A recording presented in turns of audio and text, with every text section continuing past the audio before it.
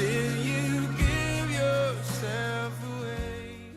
Kapatid, ito po ang katotohanan. Ang buhay na walang hanggan ay regalo ng Diyos, hindi dapat bayaran, hindi dapat pagtrabahuan. It is a gift from God. Niliwanag pa po yan ni Apostol Pablo sa Ephesians chapter 2. God saved you by His grace when you believe.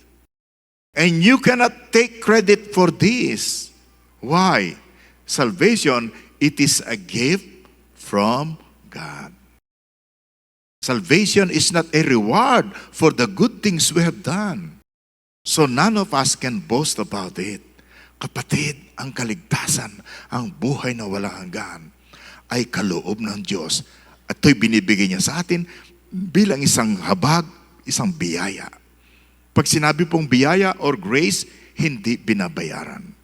It is free sa tumanggap. Pero hindi free dun sa nagbigay. Binili niya yan, ginastosan niya yan. Ang kaligtasan na free, hindi natin babayaran. Pero binayaran na ng Panginoon sa krus ng Kalbaryo. Sa pamagitan ng kanyang buhay at ng kanyang dugo. Kaya na ibibigay niya sa iyo ang kaligtasan ng free. I couldn't earn, and I don't deserve